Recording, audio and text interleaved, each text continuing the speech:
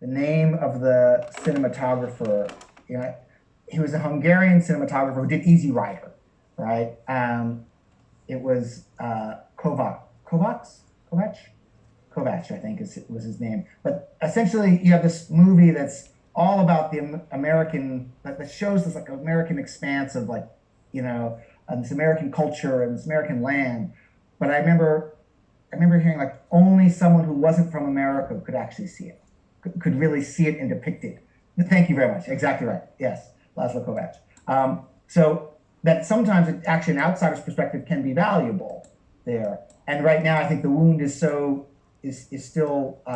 infected and raw, right? And so it's saying no, like there needs to be some healing and frankly some expression, probably, right? Some opportunity before people can um, uh, listen, right?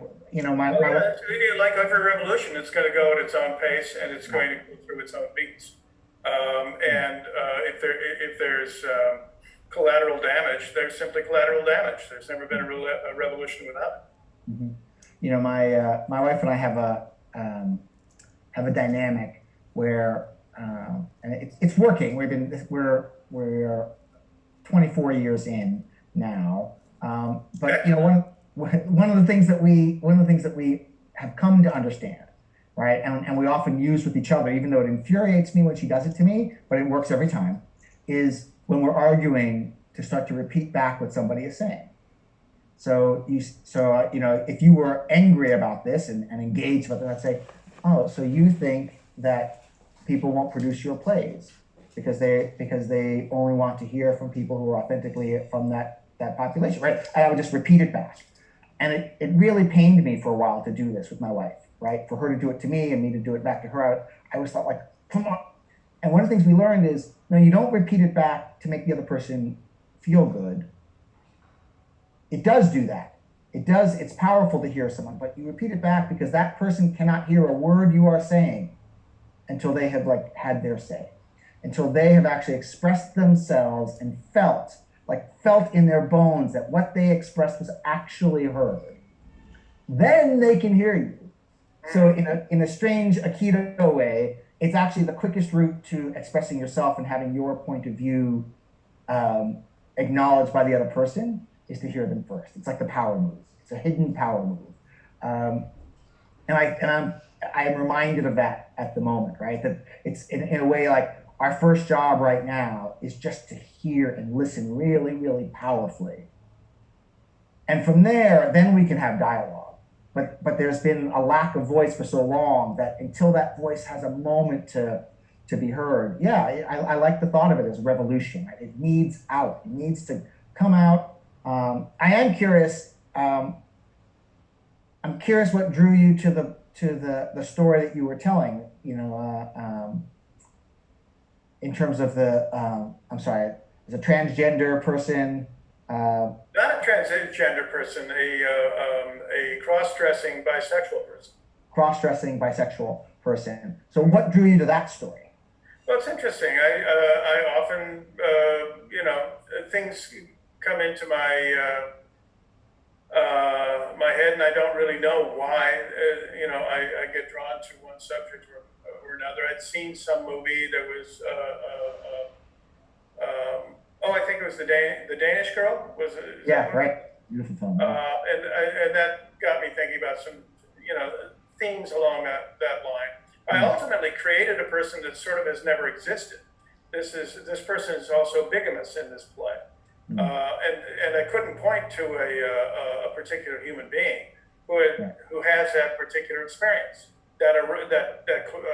combination of things, which is fine. It's a fictional human being, Yeah. and so I was very happy to explore it. It fascinated me. Mm, Um, and also, I got to write about my hometown. You know, I grew up in Minneapolis, St. Paul, so that was in Minneapolis specifically, or nearby? nearby suburbs of Minneapolis, western suburbs of Minneapolis, and there were a lot of pleasures in writing it. Once I start looking at a human being's experience, or a fictional human being's experience in this case. I just try to, move along with it and take it to where it might go logically. Always asking myself, what are an audience's assumptions about this person, assumptions about this situation? What do they have to learn? How can I surprise them? How can I, shake some of their beliefs that may or may not be all that solid? Yeah. At some point, I'm going to want your advice for actors, but I will tell you but right there, just for, since we are mostly actors on this call, that's something you guys should write down, right? You should take note of that, right? That even in the act of writing, Lee is describing, like, looking at these lives and saying, oh, what are they thinking, and finding a different angle on it, like not a non-conventional angle. And I mention that because I think so often as an actor, you can look at a piece and immediately think, oh, I know what this is. I get it. I understand this role. Oh, okay, this person is doing this because X and Y and Z, and then they're upset about this, they're angry about that, and they're in love with the other. Got it, right? And they sort of categorize in the first read. I think it typically happens in the very first read, these assumptions lay in. And you're describing a process in writing it where you're constantly trying to disrupt those assumptions, right? Or provide some interesting subtext, subplay into those assumptions, right? If not outright contradicting them. And I think there's interesting advice there for an actor and how they look at a role.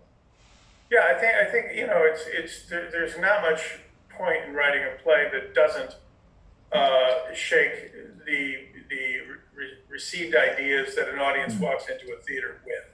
Mm-hmm. The whole point is it should take you somewhere you didn't expect to go, and that you're a little afraid to go. But once you get there, you're glad you got there. Again, great. I've been telling you guys, write it down. Like, if you described your work, if someone described their work as an actor in exactly those terms, I'd be thrilled, right? That role should take you someplace that you're, scared to go, but once you go there, you're glad that you're glad to have come, right? It's like a part in yourself. So a place in yourself that is a little scary. I think every role accompanied by a revelation at some point, in the process. Oh, this started when you asked me, what do I do for play ideas now in an era when no one wants to know anything I'm thinking. Actually, I had a very odd experience, but one that was very satisfying this winter, just before COVID showed up. I had a play that was an award-winning play from about 10 years ago called A Body of Water, which was done originally at the Guthrie Theater in Minneapolis, then at Old Globe Theater in San Diego, and then it was done at Primary Stages in New York, off-Broadway. It won the Steinberg ATCA Award for the best play to premiere outside New York that year. And it got published by Dramatist Play Service. And that was all well and good. Obviously, I felt I had a successful play. But I never felt that the play worked. It's a play in 5 scenes, and it's a very unusual play. And so I felt, well, too bad. I'll never like the last scene. I rewrote the last scene 15 times. No production ever had the same last scene. And the published version was different from all the productions. So, but I never saw the last scene. So anyhow, last fall I had a chance to work on the play one more time. Somebody asked me if I would, and I said, it was a new play festival, and they wanted to do that play. And I said, but it's an old play. And they said, yeah, but maybe you could work on it, just do some new writing. And I said, well, I'll try to solve the last scene again. Yeah. And so in the space of one evening, I made one different choice. It solved the last scene, and it solved the entire play. So that was a very satisfying thing to do. Only a decade too late, which wasn't bad. And that actually now, but I liked it so much. I was so happy. I went to the publisher, Dramatist Play Service. I was going to ask you, yes. I want you to publish the new revised version. And they said, sure, but it'll cost you because you have to buy, you have to underwrite our destroying the copies we have now in stock. So for a few $100s, they destroyed all the copies they had. Personally, with one match, I don't know where You're like, what's the cost, right? A Not broom. but now the only one you can get is the new improved one that actually makes the play work. So now I have a successful play that works. And then I was very lucky to get a production of it right away at Actors Co-op in Hollywood, a theater that's done a couple of my plays in the last several years. And I said, you should look at this, and they went for it. And they had a really strong production, really well received, and I was very happy with it. And then they lost their last weekend to the COVID shutdown. The rest of the run worked out fine. So that's, and I guess I'm talking about that play because that play is it's actually it's a middle-aged couple who are fairly they look fine, they look well off. They wake up in bed one morning naked next to each other, and they're in their 50s. And what they each realize is that they don't know who they are. They don't know who the other person is, and they don't know who they themselves are. And the rest of the play is about them trying to figure out who they are. And then this woman shows up who looks like she might be their daughter, but maybe isn't. And so the whole play is about uncertainty. And so, in a way, that's a play I could probably get away with getting staged these days, because it's simply about people who can't really say they know anything. Mm-hmm. I'm just going to plant this seed because as I'm listening to you, I'm getting inspired, and there is a story, not in you. Again, it's an occupational hazard for me. That I should never tell a playwright what to write about, because that is your muse. But what I hear something quite interesting in the voice that is not necessarily trying to depict or discover the life of someone not like you, right? Although I think you can do that. I think there is also a really powerful story to be told of this point of view of feeling unsure, like, do people want to hear from me? Right, that question, which, by the way, I think is a question that people of color have had for a long time. People, folks in the LGBTQ community have had for a very long time, right? That it has broad universal resonance. And there might be a perspective that is both diverse, meaning a show that is quite diverse, maybe even focused on characters that may or may not look like you, but told with a perspective of that person who feels suddenly on the outside. There's something in it, I think, that is so relevant right now, and I hope that is not just white fragility talking.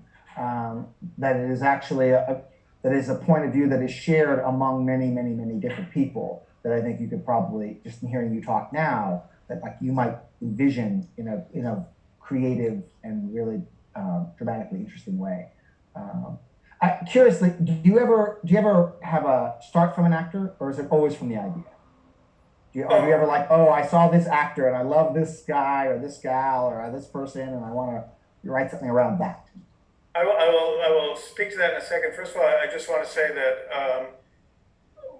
the one thing I would say is that no matter who you are, there's somebody out there who wants to hear what you're writing, what your thinking is. The issue has always been, in professional terms, how many. How big that audience is. And the thing that's exciting right now is that the audience has grown tremendously to hear from people of diverse backgrounds, in terms of race, in terms of gender, in terms of sexual identity, in terms of where you come from in the world and all the rest of it. We now have a mainstream audience in theater that wants to hear those stories, which was not as true, certainly, when I was getting started as a playwright. So there's always someone who wants to hear. Yeah. Well, can you make a living on it? Right. I'm going to stay with that for just a moment, because I'll never forget, my dad was speaking, and I think it was 1980. It might have been 79, but I think it was 1980. And he was talking about cable television. So this is 40 years ago, right? And really the only cable TV at that time, you got a little box on top, or at least we got a little box on top of our a box on top of our television that sat there that had like a different um, channel changer, Oh, and sure. it was basically HBO. That was like cable television, as you got HBO, right? Um, and my dad said, "This is going to change everything."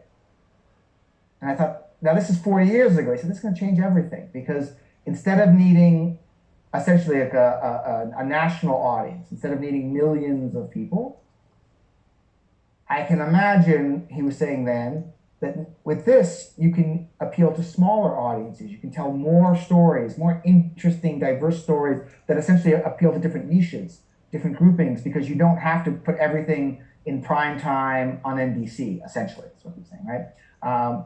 That this distribution method, which at the time was infantile, right, compared to what we see today with all the streaming services, um, was an opportunity to tell lots and lots and lots of different stories to smaller audiences and make them commercially viable. And I wonder, theater has not quite benefited from this yet, right? We have not seen this kind of proliferation in theater that you get in the streaming services and TV, right? Because if you look at YouTube and Disney Plus and all these things as TV, even though they can be on a tablet or on a screen, on your laptop or your phone, um, that sort of model hasn't hit theater. However, I don't know what it's going to look like, but it will. Some version of that will. And I say that only my wife produces some theater in New York. Fairly recent, in the last several years, she's produced now 3 plays, and it's been a really exciting time for her. She's an attorney by trade, but so she's obviously following this fairly closely. And obviously, listen, Broadway is at the moment like comatose, right? As it should be, right? How can you do it? But it's also the last thing. People are all saying it's the last thing that's going to come back, right? It's like you need an entire tourism industry to work to support it, right? You need to cram a whole lot of people into a very small space, right? Right. Masked or unmasked, right? As actors project their aerosol droplets into the audience, right? It's very very challenging to think of how that's going to work, not just over the next couple of months, but over the next several years, right?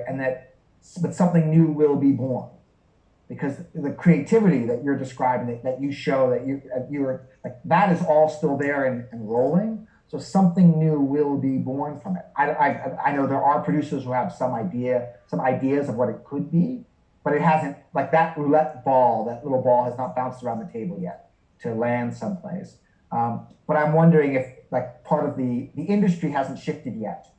The commercial industry has not shifted yet to catch up with this proliferation of voices, right? However, that is not a permanent state of being, right? And I don't mean that in a generational sense. Oh, one day, I know. I mean, this is like industries tend to move very, very, very fast, right? And I imagine in the next year, 2 years, you're going to see something very, very different. Maybe it takes three, right? But I'd be surprised if it took longer than that before theater is distributed differently, whether that's streaming or some other version, whether it's I don't know. I mean, I have my own preferred Yeah, thoughts, I, but I think that there are going to be a lot of different things that happen as theater comes back and COVID, yeah, gets more under control. And some of those well may, be end up being, on our phones, on our computers, right. everyone. My I personal think play, it's very difficult. I think it's a challenge because it's the essence of theater seems to be being in a three-dimensional space with other people. mm, So I don't know. Maybe the very fundamental definition of theater will change eventually. right, But throughout my life, certainly, and everything in history leading up to now has been that the point of theater is that yeah, people get together and right. experience something together in three dimensions. By the way, how great to have an assumption that we might have to disrupt. Yeah, yeah, yeah. Right? So there's a if you can find a metaphor for that, you have yet another play. Um, By the way, I interrupted one of your questions. You wanted to know if I ever started a play based on an actor. yeah, I sort of got out of the habit of that right away because one of my earliest plays, I wrote after I watched a production of, I think it was Buried Child in Minneapolis. Mhm. I liked the cast. I was fascinated by some of the characters. I knew some of the actors. And I wrote a baseball play that had, people who were both young and middle-aged and older. And one of the older guys, I said, that character happened to be a third baseman back on an old timers game day. And so one of my better friends among the actors in Minneapolis ended up getting cast in a reading of it. And I told him right away, and it was sort of based on him, I said, Bill, this is you. This guy is you. And so Bill walked around for 2 days utterly at sea, had no concept of, what to do with that information. I said, well, who the hell is Bill? So I'm an actor. Give me a break. You sent him into existential crisis. A total existential crisis for him. And he's a wonderful actor, too. He went on to work at some big theaters. So after a couple of days, seeing what the harm I'd already done, I went to him and said, actually, he's your character in Buried Child that I saw. He was your guy in Buried Child. And he said, oh, okay, then he's fine. Absolutely from that point on. So interesting. Well, it can be perilous. Probably I should not, start with the actor. Yeah. Let me ask you, just again, and for our actors who are here, one of the things that we're really focusing on in this month, we have a master class coming up, which is a day long event, day long class essentially that people can partake in, and it's on monologues specifically, right? And I'm curious, how do you find, how does a monologue find itself into, how does it worm its way into your play? Where does it come from? Is it natural? Is it something that you think you need to structurally create a space for it because it is somehow required? Is it just the most efficient way? What are your thoughts on the monologue as a piece? Well, monologues are always tempting for playwrights to write because they can sometimes get them collected in collections of monologues. So we're always thinking, gee, maybe I can give a half-a-page speech to somebody. And I have a monologue play, it's an hour and 45 minutes in 2 acts called Chesapeake, for either a man or a woman, by the way, or anybody else. Really, almost any human can play it because it's a performance artist, and that could be anyone. Any masochist who's willing to do an hour and 45-minute monologue. I know, it's so much fun watching them try to memorize. But it's a fun play. But that was sort of delightful because that's such a long monologue. It started to feel as though I was writing fiction, in the first person. So that was a very interesting writing exercise as well. Monologues, those page-long, half-page-long monologues, I don't think I really do them much anymore.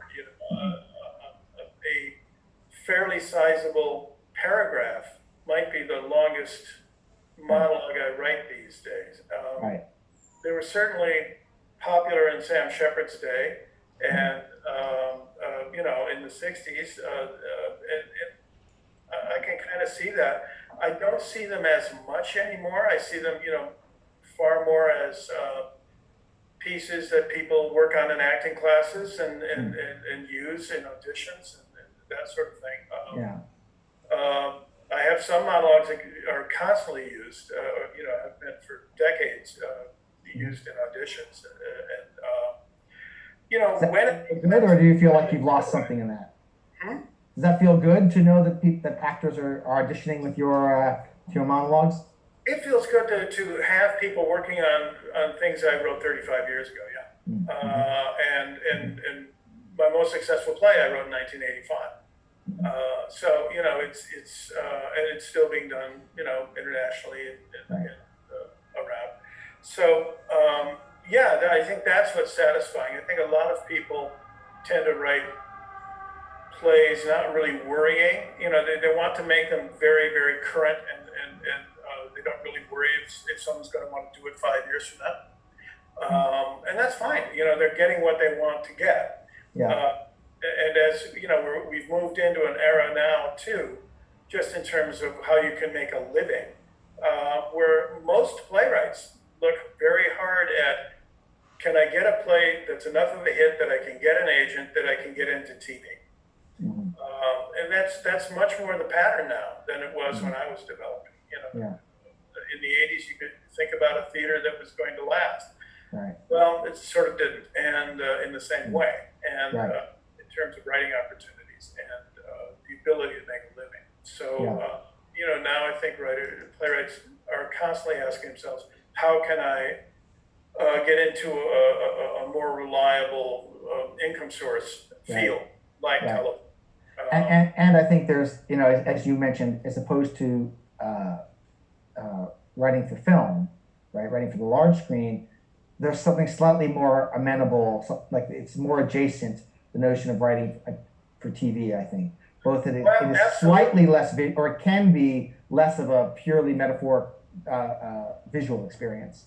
Yeah, the big surprise is television, out of the three forms, playwriting, television, and film, is the only one that's asking writers to be more ambitious with what they're doing. Film is, you know, is largely mired in superhero awfulness, and the stage is, you know, other than saying we want new and different voices, there's not a lot of emphasis on things like we want excellence, we want, you know, great literature. No one's talking about that anymore. Right, right. Well, let me ask you, is there advice you would give, well, before we get to general advice for an actor, any advice specific to a monologue, is there something that you've seen in productions of your plays, whether that piece is like one hefty paragraph or whether it's a page and a half long? Is there something you think people should consider anytime they get to that, like uninterrupted speech? Right? Well, I noticed one thing, that even really wonderful actors can have odd feelings about monologues and direct address. And of course, that may be two different things. You can obviously be speaking a monologue not to the audience. Right. But a play like Eleemosynary, which has some of these monologues that people keep doing all the time. I remember suggesting to a woman who's passed away now, Jo Henderson, who's a really spectacular actor, that I knew at the O'Neill. I remember talking to her about that play, and she read it, and she said, well, it has a lot of direct address. That was enough to kind of put her off of it. So, you know, and maybe, you know, I think sometimes when someone's a really wonderful actor, you know, their joy is being on stage, really connecting with other actors. And in those moments. And, you know, she doesn't want to turn around, you know, to a giant black room, you know, where she can't literally see faces particularly, and she can't, you know, focus on one and really connect in the same way and talk for 10 minutes, you know, 5 minutes or whatever. And that play specifically, that was the play, is that one woman, or it's always one woman through the generations? That's the play, correct? It's a play about three generations of women. Three generations of women, yeah, I have read it, yes. I wonder, though, if the, well, I guess I would say perhaps, because some actors, of course, love the thought of, you know, just look at me. And I have no judgment for that. I'm that kind of actor, so I got into writing. Yeah. Stanislavski talked about these moments. He called them star pauses. He said these moments where you're the only person on the stage and something simple is happening. It's a star pause. It's a moment for you to captivate the entire audience in that. And I think that there is something a little bit seductive about that notion for some folks. And I think actually what you said jokingly is actually a great truth, right? Like you said, oh yeah, I was that kind of actor. That's why I got into writing. there's something that can literally like where you lose yourself in this notion of the monologue of like, I'm up here to carry this thing now out, and it's so you just can't hold the weight of it, right? It's almost like someone in a relationship who loses themselves in the relationship because they love you, Lee, so much that they sort of start to disappear, you know. And I think some people have that relationship towards the monologue. They love this monologue, what they're saying, and they become unmoored. I don't see a lot of like. I think as I said in the opening, I think of your writing as being very moored, very grounded, you know. And it has an earthy feel, and I mean that with love and like there's a sense of truth to it, and a truth that is sort of known person to person, you know. But I do think that monologues still pull us sometimes maybe up into the clouds. Yeah, the thing I'd say about monologues is that they differ from each other depending on what they're being used for. You know, I mean, if it's a monologue where you're talking to another character and you're trying to do something to that character or get something from that character, you're very focused, and it's not much different than a normal dialogue or the usual dialogue. It's just you're just talking longer than the other guy. Right. But then obviously in different kinds of plays, Shakespearean soliloquies and other plays where people simply turn to the audience. Joe Egg's a good example. Yeah. And start telling us what's in their minds, what their their personal experience has been, why they are thinking what they're thinking now, why they're planning to do what they're planning to do now. Yeah. That's it's more tempting to turn that into a star turn and turn it into some sort of now I make you love me moment. And that's not really what it's there to do. Is from the writer's point of view. From the writer's point of view, it's there to inform the audience, to let them know in a very, very direct way, for whatever reason, who you are, why you made the decisions you made, and you have to decide what you want to get from the audience. Do you want their permission? Do you want forgiveness? Or redemption somehow that they can confer?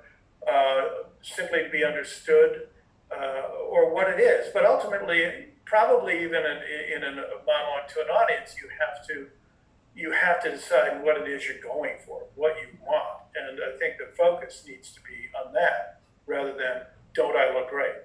Yeah, right. That's interesting, and I think you're right that this notion of direct address and you break the fourth wall. I mean, someone was recently working on Richard III, and of course that I think has some of the best direct address, right, in the midst of the story to get this insight into Richard's thinking and yet I think it's incredibly difficult for most actors to do. Yeah, well, in Richard III, I mean, he's so far ahead of the people around him in terms of his machinations. That in a sense he's sort of making love to us when he talks to us. We go, oh, we're the ones he's bringing in to sharing his secrets with. Yeah. He doesn't do that with anybody else. So that's almost a seduction. Yeah, I love that.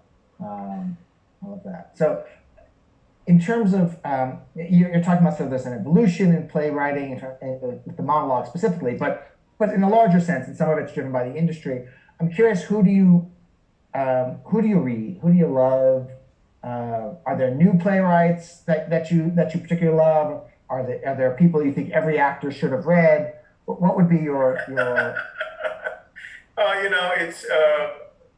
I want to get all the juicy advice here. I taught playwriting. I ran the graduate playwriting at Rutgers for a dozen years, and in that time, I was also required to teach not a theater history course, but a dramatic literature course. And I had to teach about 26 plays a year, and I could have taught the same 26 every year, but I decided, I may as well, do something for myself. So I always assign. I never did any play twice in 12 years. I did 26 new plays every year, and I did that to reward myself in a sense, to just expand the number of plays that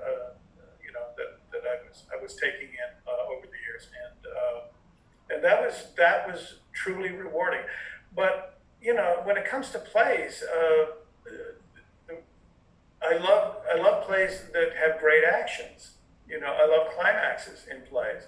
I love plays that make us arrive somewhere we didn't expect to go, and make us reward ourselves for doing that. So there's a reason the great plays are the great plays, and get revived centuries after they're written. In some cases, it's because they have great actions, and they make us confront things we don't want to confront. And they make us realize, yeah, this is, you know, whether I want it to be true or not, it is true. It's not the fake news of theater. It's something that's emotionally undeniable. Yeah. So, you know, mostly the things that you experience as the great plays that get taught that way are the plays that I respond to most strongly. You know, as far as contemporary plays, you know, I like them. They're fine. I love what they're doing for our culture, for our society. But you know, a lot of them kind of rely on telling us what we think we already know and believe. You know, we're hearing authentic voices, and we're getting a much richer picture. But you know, we walked in liberal, and we're still liberal when we walk out. You know, we walked in with a certain set of notions about how people should treat each other, and the play simply, in a sense, underlines that. It underscores, yeah, that is how you should be open-minded. You should be, you know, more giving to other people, blah, blah, blah. And that's great, you know, but it's not, in a sense, for me personally, functioning as a great play. It's a great evening. And but it's what it's doing is saying, yeah, you're right. It's preaching to the choir to an extent. It may be very artful and done very, very well, but I'm not sure it's what makes me excited about it. Yeah, and it makes me wonder, actually, as I think about, you know, the polarization of the world, not just the country. I mean, you see it in the country, but you see it within the state, you see it between countries. That notion of preaching to the choir is its own danger, too, right? And again, even though I think that you're right, there's value that I might agree with the precept, or with the notion being advocated for. It's an act of advocacy, and then I go back and I'm wondering about, you know, my dad's roots, you know, in the group theater, and in, you know, where there was a revolution happening in the both theatrical world and in the world, right? And you know, my dad essentially started as a actor director during the Great Depression.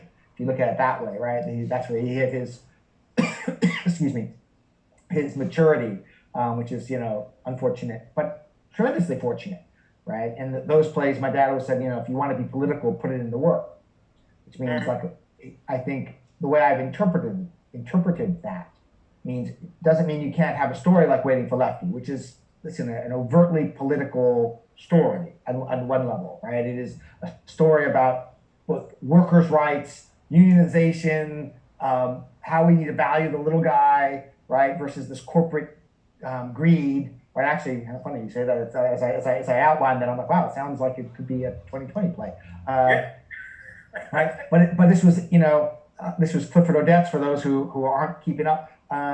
Right, so this iconic work, though, was seen through, like, this notion of a guy whose marriage is sort of failing because of his wife, and the struggle with his wife, and the struggle with his friends, and belonging to the other drivers, the taxi drivers, and it was told in a very much a ground level view, like a first person view at the ground level. I would say sometimes you're looking at Google Earth, like you're zoomed way out, and you're seeing, like, the whole planet.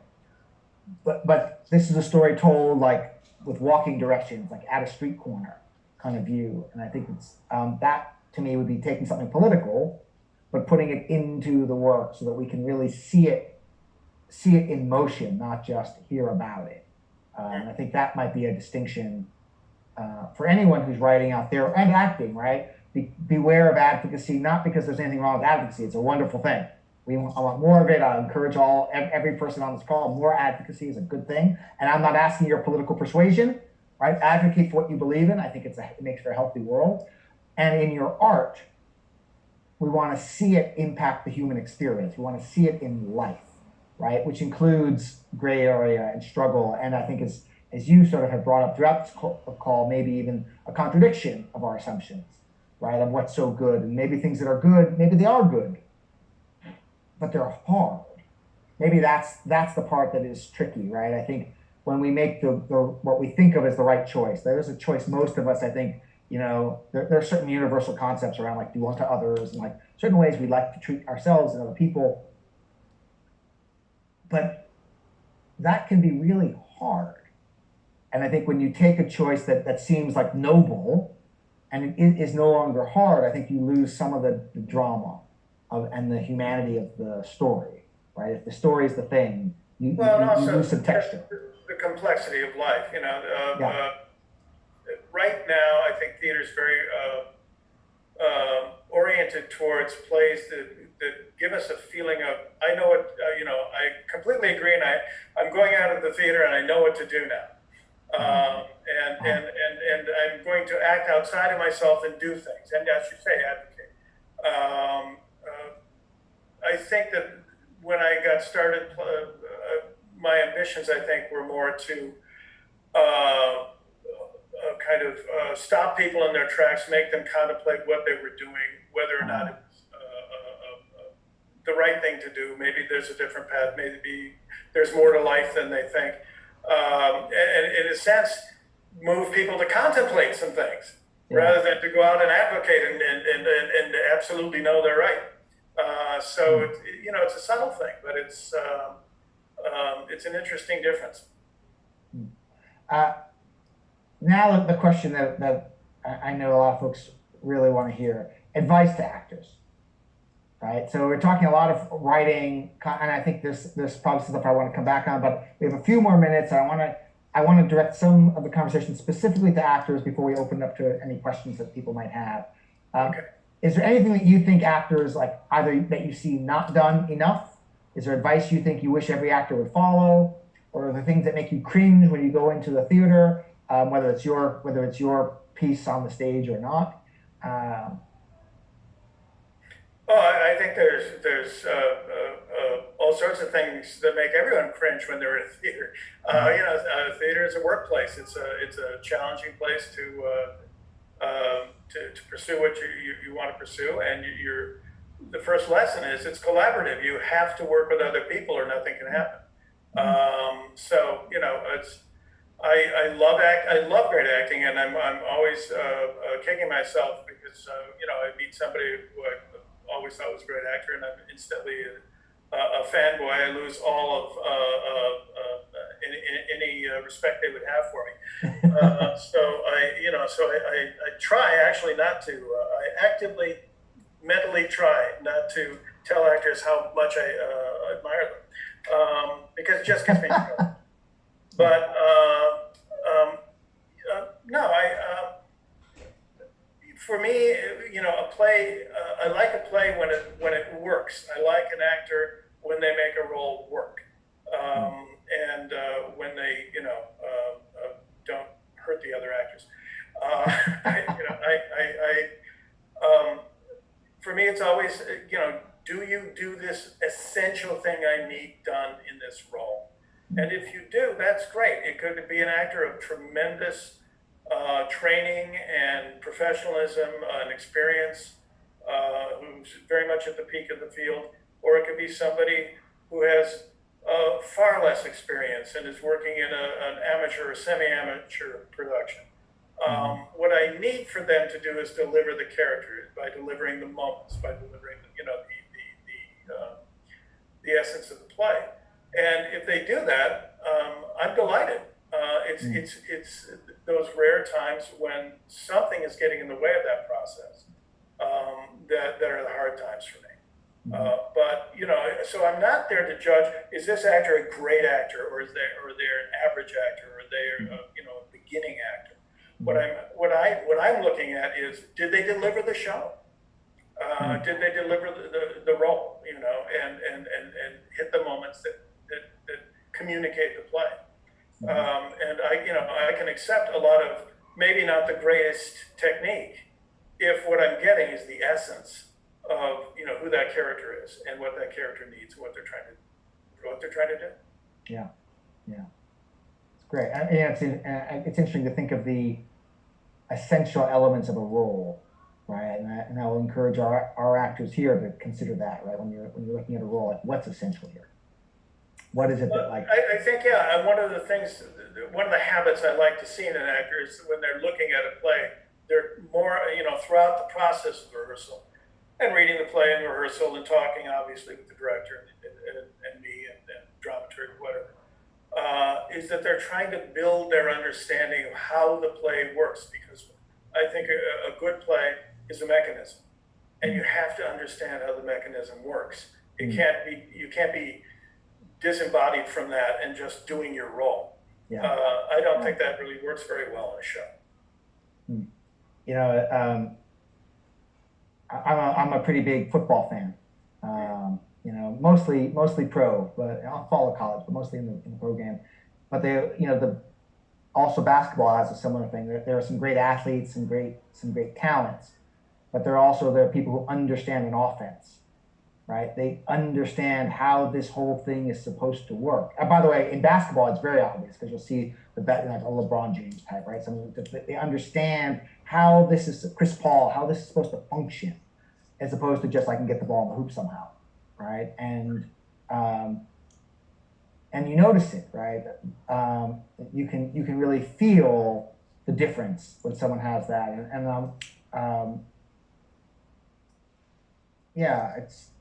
but it makes me wonder about the degree to which we offer this for example, in our version of script analysis. There's a lot of ways to look at script analysis, right?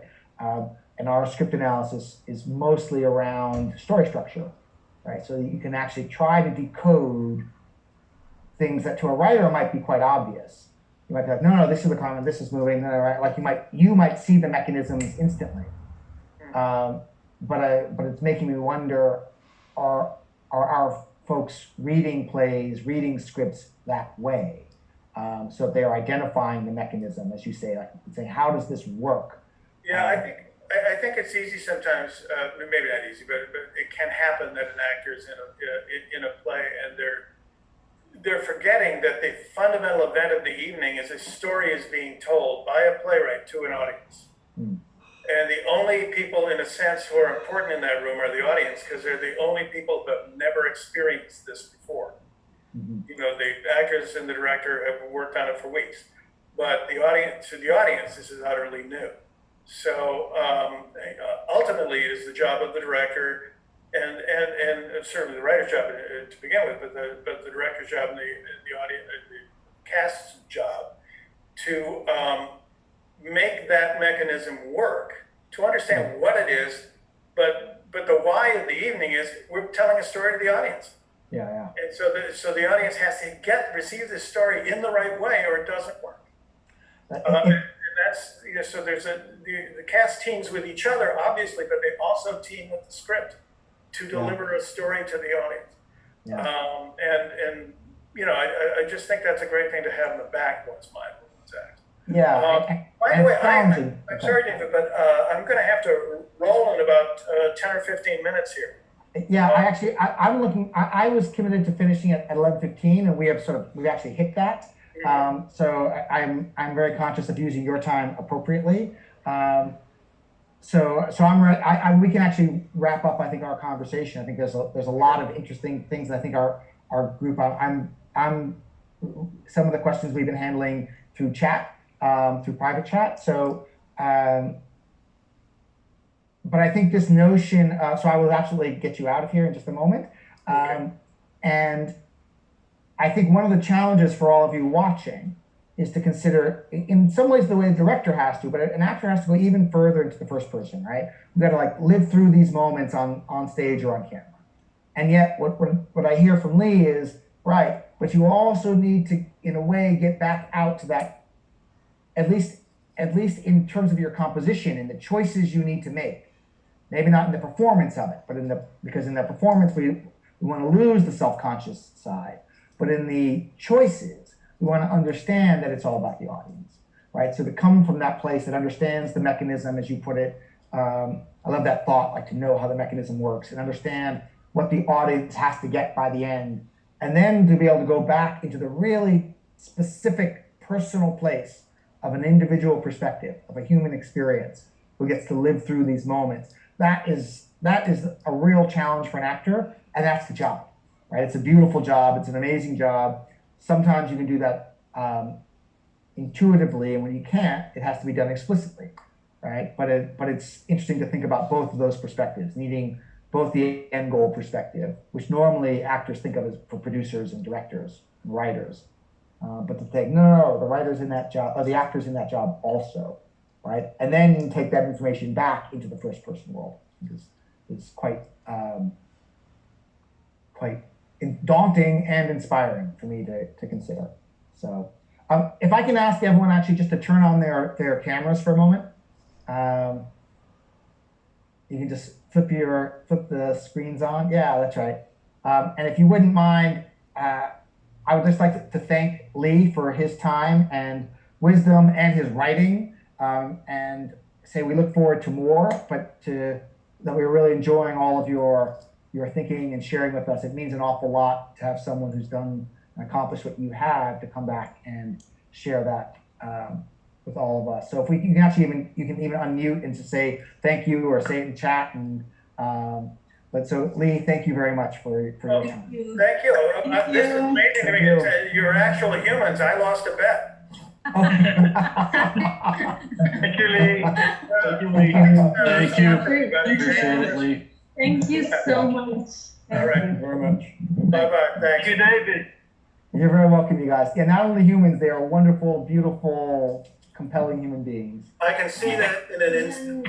All, by the way, with great stories to tell. I hope this has inspired a few of you also to write more, both to bring the power of your voice and the power of a specific structure, right? Like writing for TV. Like I hear this value on adding technique even into the writing. So it's not just the voice, but the voice channeled in a particular way. And I'll encourage you guys to those of you who are taking some of the filmmaking work that we're doing, or if you're just writing on your own, like keep writing, keep honing. Maybe we can get Lee back in. He'll take a look at some of the pieces we've created. Maybe we can impose upon him sometime down the line, get his structural thoughts.